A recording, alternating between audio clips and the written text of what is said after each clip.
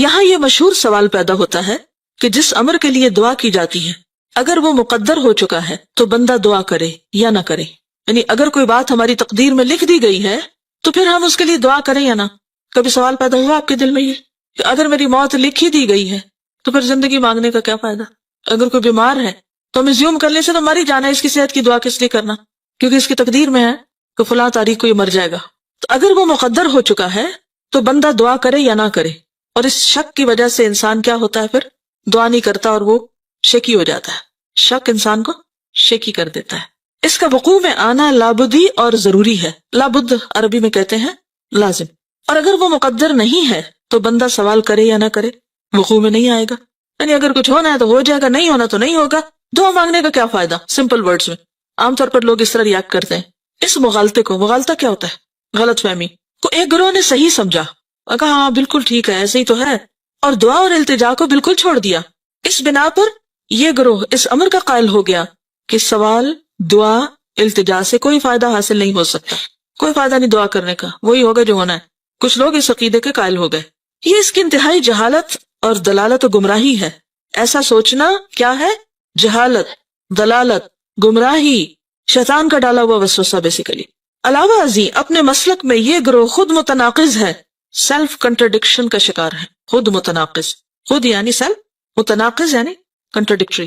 اس کے مسلک میں، مسلک یعنی اس کی سوچ اور طریقے میں جس پہ یہ چل رہا ہے، باہمی تضاد اور تخالف یعنی مخالفت پائی جاتی ہے، یعنی سیلف کنٹرڈکٹری ہے. کیونکہ اگر یہ لوگ اپنے اس مسلک کو بطور کلی مان لیتے ہیں تو دنیا جہان کے تمام اسباب کا تعطل واجب اور ضروری ہو جاتا ہے. یعنی اگر بات یہی ہے تو پھر دنیا میں ہر سبب بیکار ہے، کوئی سبب بھی اختیار نہیں کرنا چاہیے. دعا بھی کیا ہے؟ سبب ہے نا، جیسے اور بہت سے سبب ہوتے ہیں کام ہونے کے. تو اگر اس کو آپ سمجھے کہ یہ کوئی فائدہ نہیں ہے، اس کا مطلب یہ کہ دنیا میں پھر کسی بھی کام کے کرنے کا کوئی فائدہ نہیں ہے، کوئی سبب نہیں اختیار کرنا چاہیے. یہاں سے گھر جانا ہے، چلے جائیں گے. گاڑی کی کیا ضرورت ہے؟ گاڑی منگائے یا نہ منگائے چلے جائیں گے. بھوک لگی، تقدیر میں ہوگا، کھانا مل جائے گا. کچھ کوشش کریں یا نہ کریں کوئی فرق نہیں پڑتا، جو ہونا ہے ہو ہی جائے گا. اس مسلک کے قائل سے کہا جائے کہ اگر سیری اور سیرابی تیرے لیے مقدر ہو چکی ہے تو وہ ہو کر رہے گی، تو کھائے یا نہ کھائے، پانی پیے یا نہ پیے. اور مقدر نہیں ہے تو ہرگز ہرگز سیری اور سیرابی حاصل نہ ہوگی. اسی طرح اگر اولاد تمہارے مقدر ہو چکی ہے تو وہ یقیناً ہو کر رہے گی. اپنی بیوی باندھی سے خلوت و ہم بستری کرو یا نہ کرو، یعنی شادی کرو یا نہ کرو. اور مقدر نہیں تو ہرگز ہرگز اولاد نہ ہوگی، خلوت و ہم بستری کرو یا نہ کرو. پھر تمہیں نکاح کی یا باندھی کی کیا ضرورت ہے؟ دنیا کے سارے اسباب اور اسباب کے سارے سلسلے کو اسی طرح سمجھنا چاہیے. کیا اس خیال کے آدمی کو عقل مند، بلکہ عقل مند تو کیا انسان بھی کہا جا سکتا ہے جو یہ سوچے؟ جبکہ حیوانات اور چوپائے تک وہ اسباب فطرتاً مہیا کرتے ہیں جن سے ان کی بقا اور زندگی وابستہ ہے. ان لوگوں سے تو حیوانات اور چوپائے زیادہ عقل مند ہیں اور سمجھدار کہے جائیں گے. یہ لوگ تو حیوانات سے بھی گئے گزرے. تو قرآن پاک میں آتا نا، اولئک ھم کالانعام بل ھم اضل سبیلا. اور یہ کن لوگوں کے بارے میں ہے؟ جو اس طرح کی سوچ رکھتے ہیں، جو عقل سے کام نہیں لیتے، جو سوچتے نہیں. بعض اپنی فطانت اور زیرکی کا ثبوت دیتے ہوئے یہاں تک کہتے ہیں کہ دعا کرنا محض ایک تعبدی امر ہے. تعبدی کیا؟ یعنی عبادت ہے. دعا کا ہمیں حکم کیوں دیا گیا اور ہم دعائیں کیوں کریں؟ کیونکہ یہ عبادت ہے، ہم عبادت کر رہے ہیں. اللہ تعالیٰ دعا کرنے والے کو صرف اجر و ثواب عطا فرماتا ہے. یعنی فائدہ کو نہیں، ہونا مانا کچھ نہیں، بس ثواب مل جائے گا. حصول مطلب میں دعا کا کوئی اثر اور دخل نہیں. ان زیرک طبع انسانوں کے نزدیک قلب و زبان سے دعا یا التجا کرنے نہ کرنے میں حصول مطلب کے لیے کوئی فرق نہیں. زیرک طبع کا کیا مطلب ہے؟ یعنی بڑے سمجھدار، ہوشیار ہیں، ویری اسمارٹ، یعنی اپنے آپ کو بڑا عقل مند سمجھتے ہیں، تو انہوں نے یہ فلسفہ ایجاد کر رکھا ہے. ایک گروہ جو اس سے زیادہ زیرکی اور دانائی کا مدعی ہے، یعنی ایک ان سے بھی آگے ہے، کہتا ہے کہ حصول مطلب و مدعا اور قضاء حاجت کے بارے میں دعا ایک علامت اور نشانی کا حکم رکھتی ہے. اس سے جسٹ سمبل، یعنی دعا کی ریالٹی کچھ نہیں، ایک سمبولک چیز ہے. کسی بندے کو دعا کی توفیق میسر آئی تو یہ اس کی حاجت روائی اور حصول مدعا کی علامت ہے. یعنی اگر کوئی دعا کرے گا تو سمجھو کہ اس کے مطلب پورا ہونے والا ہے. اس کی مثال ایسی ہے کہ موسم برسات میں تم سیاہ بادلوں کی گھٹائیں اور سرد ہوائیں دیکھتے ہو تو یہ اس امر کی دلیل ہے کہ برسات ضرور ہوگی. یعنی دعا کیا ہے؟ بادل کی طرح. اگر دعا ہو گئی تو کیا ہوگا؟ مطلب یہ کہ معاملہ حل ہونے والا ہے. جیسے بادل آئے تو سمجھو کہ بارش آنے والی ہے. ان لوگوں کے نزدیک طاعات، عبادات کے اجر و ثواب اور کفر اور معاصی کے عقاب اور عذاب کا بھی یہی حکم ہے. کفر اور معاصی کیا؟ معاصی کس کو کہتے ہیں؟ گناہوں کو. عقاب کیا ہوتا ہے؟ سزا. اور عذاب کا بھی یہی حکم ہے. وہ کہتے ہیں کہ اطاعت اور عبادات، کفر و عصیان محض اجر و ثواب، عقاب و عذاب کی علامتیں ہیں اور کچھ نہیں. کیونکہ یہ چیزیں ثواب اور عذاب کے اسباب نہیں ہیں ان کے نزدیک غلط کرو برا کرو اچھا کرو نیک کرو بد کرو ہونا مانا کچھ نہیں، سبھی برابر ہے. تو وہ عمل کو بھی سبب نہیں سمجھتے. کس کا؟ جنت میں جانے کا. ان لوگوں کے نزدیک کسی چیز کو توڑنے سے ٹوٹ جانے، جلانے سے جل جانے، قتل کرنے سے قتل ہو جانے کا بھی یہی حکم ہے، کیونکہ یہ چیزیں ان امور کے لیے حتمی اسباب نہیں.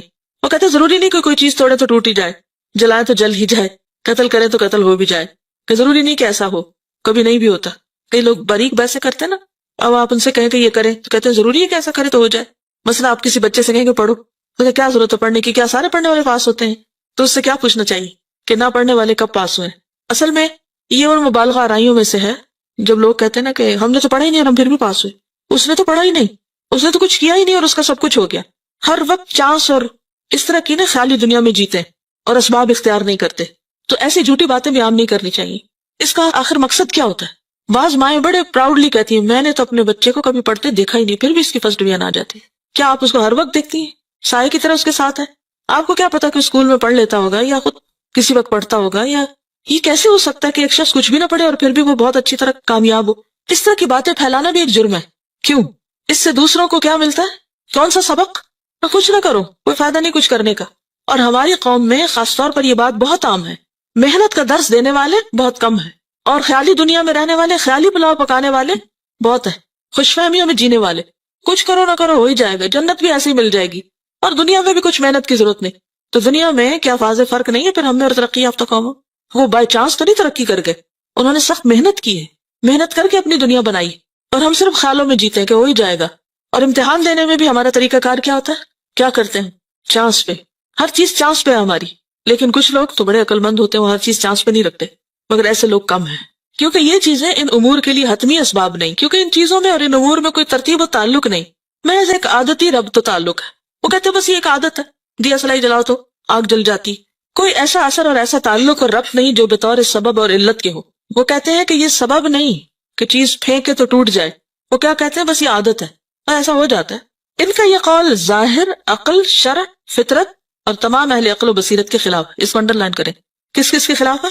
عقل، شریعت، فطرت اور اہل عقل و بصیرت کے خلاف. بلکہ دنیا جہان کے عقل مند ارباب بصیرت ان کا مذاق اڑاتے ہیں. مذاق اڑاتے کا مطلب مذاق اڑاتے ہیں. سائل کے بیان کردہ دونوں مسلکوں کے علاوہ اس بارے میں ایک تیسرا مسلک ہے اور وہی صحیح مسلک ہے. وہ یہ کہ امر مقدور اور مقدر اسباب کے ساتھ ساتھ مقدور و مقدر ہوا ہے. کیا مطلب ہے اس کا؟ مقدور کیا ہوتا ہے اور مقدر؟ مقدور کس وزن پر ہے؟ روٹ کیا ہے؟ قدر سے، تقدیر سے مقدور، جو چیز مقدر میں رکھی گئی.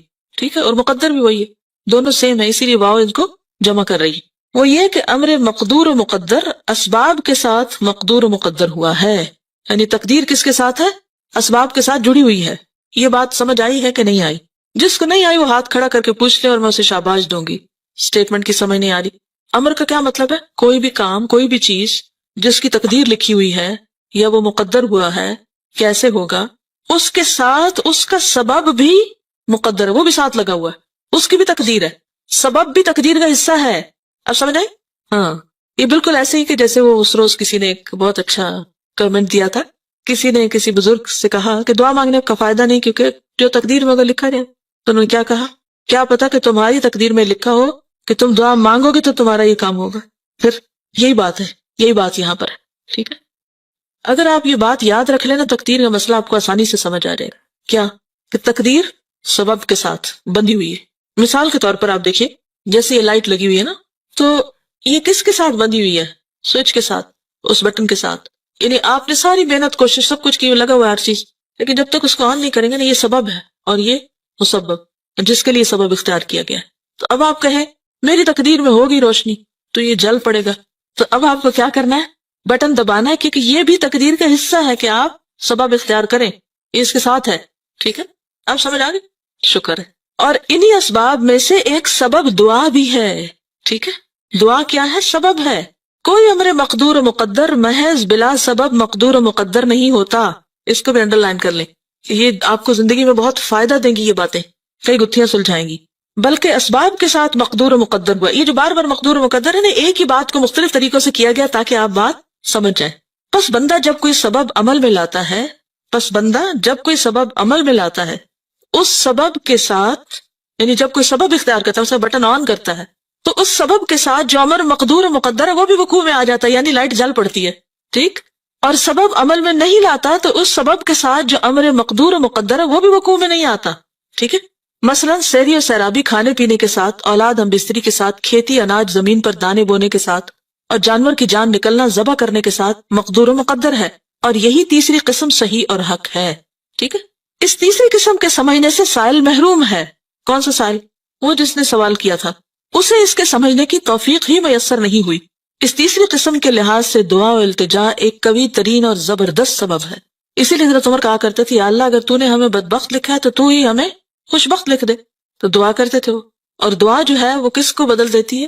یعنی یہ سبب ہے تو اس کی وجہ سے جو مسبب ہے اس میں بھی تبدیلی آ جاتی ہے. یمحو اللہ ما یشاء ویثبت، اللہ جس چیز کو چاہتا ہے مٹاتا ہے، جس کو چاہتا ہے برقرار رکھتا ہے. اس کے لیے کیا مشکل ہے کہ وہ کسی چیز کو لازم ہی کرے، یعنی ایسا ہی ہونا چاہیے، اللہ یہ کہ اس کی مشیت اس کا تقاضا کرتی ہو. کیا مطلب ہے اس کا؟ یعنی اس کا جو کریشن پلان ہے اس میں ویسا ہونا زیادہ بہتر، یعنی اس کی مصلحت اس بات کا تقاضا کرتی ہے. اور یہاں سے اللہ تعالیٰ کی اتھارٹی بھی پتہ چلتی ہے، ٹھیک ہے. تو بعض اوقات سبب اختیار کرتے ہیں لیکن اس کے باوجود الٹیمیٹ اتھارٹی اللہ ہی کے پاس ہے کہ وہ وہاں سے اس کو آگے ہونے دے یا نہ ہونے دے. کیونکہ اگر وہاں چیک اینڈ بیلنس نہ ہو اور ہر چیز ہمارے ہلانے سے ہل جائے تو پھر کیا ہو؟ اگر ہم کہ یا اللہ بارش ہو اور جو باہر لوگ ہیں کہ یا اللہ بارش بالکل نہ ہو، نظام درہم برہم ہو جائے سارا. تو اس لیے وہاں چیک اینڈ بیلنس ہونا بہت ضروری ہے کہ یہاں سے جو دعا اٹھی ہے، سبب آیا ہے، کیا اس کو نافذ ہونے دیا جائے اور وہ چیز ہو جائے جو یہ چاہ رہا ہے. اور اگر یہ ہو گئی اور ان کے سروں پہ آ گری تو پھر بنے گا کیا؟ تو یہ جو اللہ نے اتھارٹی اپنے ہاتھ میں رکھی یہ بھی اس کی رحمت ہے. عام طور پہ لوگ تقدیر کو نعوذ باللہ اللہ کا ظلم قرار دیتے ہیں کہ اللہ نے تو ہمارے ہاتھ باندھ دیا، ہم تو کچھ کر ہی نہیں سکتے. تو یہ اللہ کی طرف سے ظلم نہیں ہے بلکہ کیا ہے؟ اس کی رحمت ہے کہ اللہ اپنے بندوں پر ہمیشہ مہربان ہے. جب کوئی ہماری دعا سن لی جاتی ہے تو بھی اس کی مہربانی ہے، اور اگر نہیں سنی جاتی تو بھی اس کی مہربانی. کس طرح؟ کہ یہ بندہ ابھی 4 دن اور مانگے نا ذرا، کیونکہ اگر ابھی اس کو یہ چیز مل گئی جو یہ مانگ رہا ہے تو کیا ہوگا؟ یہ مجھے بھول جائے گا. اور جو کچھ پھر بندہ مانگتا رہتا ہے تو کیا خیال ہے کہ وہ ضائع ہوتا چلا جاتا ہے، وہ جمع ہوتا رہتا ہے. ہم یہاں پریشان ہیں کہ سنی نہیں جا رہی، اور وہاں اتنا کچھ جمع ہو رہا ہے کہ قیامت کے دن جب انسان اس حصے کو دیکھے گا اعمال نامے کے جو دعاؤں کے اجر پر مشتمل ہوگا تو تمنا کرے گا کاش دنیا میں میری ایک دعا بھی قبول نہ ہوتی اور یہ سب مجھے آج ملتا. تو اس لیے مانگنے کی توفیق مانگے، کبھی بھی مانگ کے مایوس نہ ہو. اگر کوئی چیز نہیں مل رہی، نہیں آ رہی، اس میں بھی خیر ہے، اس میں بھی بھلائی ہے. ان مع العسر یسرا. بعض اوقات ہم روتے ہیں، پریشان ہوتے ہیں، لیکن معلوم نہیں ہماری دعاؤں کی وجہ سے کتنی ہمارے گناہ جڑ جاتے. ہماری جب دعائیں بہت قبول ہونے لگتے تو ہم آپ کو بڑی چیز سمجھنے لگتے. بعض اوقات غرور تکبر میں مبتلا ہو جاتے، بعض اوقات عبادت چھوڑ دیتے، کرنے کا کام چھوڑ کے بیٹھ جاتے. اللہ کو پتا ہے نا کہ اگر ہماری ساری دعائیں مان لیں گی تو ہم تو نقصان اٹھائیں گے. مثلا اگر بچے کی آپ ہر بات مانتے چلے جائیں تو کیا ہوتا ہے؟ ہماری عقل سمجھ تو اللہ کے مقابلے میں بچے سے بھی گئی گزری ہے. ماں اور بچے میں کتنا فرق ہوتا ہے، چند سالوں کا نا، کبھی 18-20 سال کا ہوتا ہے، کبھی تھوڑا بہت زیادہ یا کم. تو ماں اپنے آپ کو بڑی چیز سمجھتی کہ بچہ تو بالکل بے عقل ہے، اس کو تو کچھ خبر نہیں، تو اس کی ہر بات نہیں ماننی چاہیے. بعض اوقات جانور بھی ہوتی ہے تو ہم صرف اس لیے نہیں مانتے کیونکہ بچے نے کہی ہے، تو یہ بچہ ہے اس لیے نہیں اس کی مانی جائے گی. تو کتنی بھی پیار کرنے والی ماں ہو، بچے کی ہر بات کبھی نہیں مانتی اور نہیں ماننی چاہیے کیونکہ اس کی بعض باتوں میں اسی کے لیے نقصان ہے. مثلا اگر بچہ صبح اٹھے اور کہے میں نہیں اسکول جاتا تو ماں کہو میں گلے سے لگاؤں تمہیں. مجھے یاد ہے میں جب چھوٹی ہوتی تھی تو میں رو دھو کے روز اسکول جاتی، میں جانے نہیں چاہتی تھی، رو رو کے برا حال کر لیتی تھی. اور کیا سمجھتی تھی میں کہ بہت ہی مظلوم ہوں اور میرے ماں باپ بہت ظالم ہیں. لیکن اب میں بعض اوقات کہاں اٹھتی ہوں کہ اگر میرے ماں باپ ذرا بھی ڈھیلے پڑتے تو میں کہاں خوار ہوتی. لیکن اس وقت ہمیں سمجھ نہیں آتی. اسی طرح استاد بعض اوقات سختی کرتے ہیں اور ہم ان کو بہت ظالم سمجھتے ہیں، حالانکہ وہ سختی ہمارے حق میں اچھی ہوتی ہے. تو بہرحال میرے نزدیک جو چیز اچھی ہے میں اس پہ رو دھو کے دعا مانگ رہا ہوں. اب تو دے تو تیری رحمت، اب تو نہ دے تو میں پھر بھی ناراض نہیں، کیونکہ اس میں بھی میری ہی بھلائی ہے جو تو مجھے نہیں دے رہا. کیونکہ اگر مجھے مل جائے وہ جو میں مانگ رہا ہوں تو ہو سکتا ہے وہی میرے لیے ہلاکت کا باعث ہو جائے. تو یہ بھی اس کی رحمت ہے. بس اگر کسی امر مقدور کا وقوع دعا کے ساتھ مقدر ہے تو پھر یہ کہنا کسی بھی طرح صحیح نہیں کہ دعا سے کوئی فائدہ نہیں، جس طرح یہ کہنا صحیح نہیں کہ کھانے پینے اور دیگر حرکات اور اعمال سے کوئی فائدہ نہیں ہو سکتا. یقیناً حصول مطلب کے لیے دعا اور التجا سے زیادہ کوئی چیز مؤثر، مفید اور نفع بخش نہیں، اور اس سے بڑھ کر کوئی دوسرا سبب نہیں. کس سے بڑھ کر کوئی دوسرا سبب نہیں؟ دعا سے. اسی لیے آپ کوشش کے ساتھ دعا بھی لازمی کریں، ٹھیک ہے؟ یعنی دونوں چیزیں ساتھ ساتھ چلیں گی، یعنی ظاہری اسباب بھی اور دعا والا سبب بھی. مثلا ایک کام کو کرنے کے لیے، مثلا گھر میں داخل ہونا ہے آپ نے، تو آپ کیا کرتے؟ اپنی لاک کھولتے، اندر داخل ہوتے، داخل ہو گئے، ساتھ کون اور داخل ہو گیا؟ شیطان بھی داخل ہو گیا. اب وہ آ کے فتنے پھیلا رہے ہیں، لڑائی جھگڑے کرا رہے ہیں اور غلط کام ہو رہے ہیں گھر میں. اب آپ کیا کرتے ہیں کہ آپ دروازہ بھی کھول رہے ہیں اور اس کے ساتھ ساتھ دعا بھی پڑھ رہے ہیں، تو آپ ایک حفاظت کے ساتھ داخل ہو رہے ہیں. گھر سے باہر نکل رہے ہیں تو بھی یہی بات ہے. اب آپ دعا تو پڑھیں اور دروازہ نہ کھولیں تو یہ بھی درست نہیں. آپ دروازہ کھولیں اور دعا نہ پڑھیں، یہ بھی درست نہیں. تو بہتر کیا ہے؟ بالکل اسی طرح بیمار ہیں آپ، دوا لینی ہے آپ کو. ایک یہ ہے کہ دوا نہ لیں اور صرف دعا کریں، اور دوسرا یہ ہے کہ دوا لیں اور دعا نہ کریں، اور تیسرا یہ ہے کہ دوا بھی لیں اور دعا بھی کریں. دوا بھی سبب ہے، دعا بھی سبب ہے. ان دونوں میں سے بھاری سبب کون سا ہے؟ دعا. لیکن اس کا یہ مطلب ہرگز نہیں کہ مضبوط یا بہترین سبب لینے کی وجہ سے آپ نے دوسرے سبب کو اگنور ہی کر دیا. تو اس کو ساتھ لے کے چلنا ہوگا. یہی اللہ کا حکم ہے. واضح؟ اچھی طرح واضح کہ جب بھی کوئی مشکل پیش آئے، کوئی بھی کام کرنا ہو، کوشش پلس دعا. صرف اپنے زور بازو پر بھروسہ نہیں کرنا. کس پر بھروسہ کرنا؟ اللہ پر. کہ سائی ہماری طرف سے، اتمام اللہ کی طرف سے. ہم کوشش کریں گے، کام کو مکمل کرنا اللہ کے ذمہ ہے. وہ جیسے فارسی کا ایک شعر ہے نا، سپردم بتو مائے خیشرا تو دانی حساب کمو بیشرا. کیا مطلب ہے؟ کوئی پتہ نہیں. سپردم بتو، میں سپرد کرتا ہوں تیرے، مائے خیشرا، اپنی حقیر کوشش، تو دانی، تو جانتا ہے، حساب کمو بیشرا، کمی بیشی کا حساب تو جانتا ہے. یعنی مجھے جتنی سمجھ تھی میں نے کام کر دیا، اب یا اللہ تو اس کو پار چڑھا. میں نے کشتی بنا دی، تو اب جب بیٹھنے لگو تو کیا کرو؟ نوح علیہ السلام نے جب کشتی بنائی تھی تو اللہ تعالیٰ نے کیا فرمایا؟ کیا کرو؟